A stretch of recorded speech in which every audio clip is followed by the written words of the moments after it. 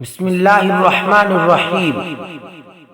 ناظرین کرام، آج ہم بات کرتے ہیں حفاظ کرام متوجہ ہو جائیے۔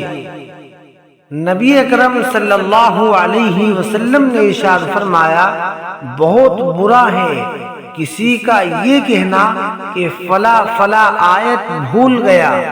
وہ بھولا نہیں بلکہ اسے بھلا دیا گیا۔ قرآن مجید کو سنتے سناتے رہا کرو، کیونکہ لوگوں کے سینوں سے نکل جانے میں وہ رسی سے بندھے ہوئے جانوروں سے بھی زیادہ تیز ہے۔ قرآن کریم کو یاد کرتے اور دہراتے رہو۔ حضرت عبداللہ بن مسعود رضی اللہ عنہ روایت کرتے ہیں کہ نبی اکرم صلی اللہ علیہ وسلم نے ارشاد فرمایا، ان حفاظ میں سے یا تم میں سے کسی کے لیے یہ کہنا برا ہے کہ فلاں آیت بھول گیا۔ ایسا نہیں کہنا چاہیے، کیونکہ اس بات سے اپنی سستی اور قرآن سے غفلت کا خود ہی اظہار ہے، بلکہ یہ کہو کہ وہ بھلا دیا گیا۔ تم قرآن یاد کرتے اور دہراتے رہو اور آپس میں قرآن کریم کا دور کرتے رہو۔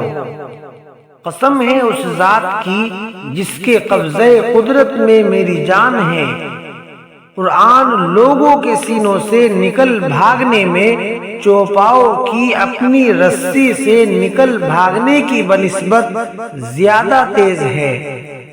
معلوم یہ ہوا کہ قرآن کریم کو بار بار پڑھتے اور دہراتے رہنا چاہیے، اور ہر سال تراویح میں سنانے کا معمول رکھنا چاہیے، کیونکہ قرآن جس طرح جلد یاد ہو جاتا ہے، اسی طرح جلدی ذہن سے بھی نکل جاتا ہے۔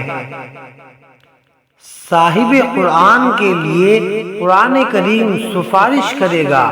جب قیامت کا میدان ہوگا، نفسی نفسی کا عالم ہوگا، اس وقت صاحب قرآن کے لیے قرآن کریم سفارش کرے گا۔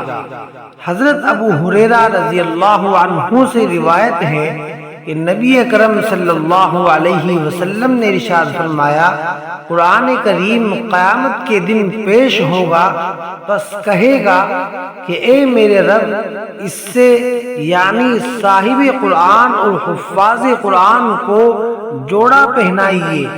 چنانچہ وہ رمضان اور غیر رمضان میں کثرت سے تلاوت کرتا تھا تو اسے کرامت اور عزت و شرافت کا تاج پہنایا جائے گا۔ پھر وہ کہے گا کہ اے میرے رب، اسے اور دے، تو اسے کرامت کا جوڑا پہنایا جائے گا۔ وہ پھر کہے گا، کون؟ قرآن۔ اے میرے رب، اس سے راضی اور خوش ہو جائیے، تو اللہ تعالیٰ اس سے راضی اور خوش ہو جائے گا۔ اس سے کہا جائے گا کہ قرآن پڑھتا جا اور جنت کے درجوں پر چڑھتا جا، تیرے لیے ہر آیت کے ساتھ ایک ایک نیکی میں اضافہ کیا جاتا رہے گا۔ اللہ تعالی ہم سب کو کہنے سننے سے زیادہ عمل کی توفیق عطا فرمائے۔ سبحان اللہ و بحمدہ، سبحان اللہ العظیم۔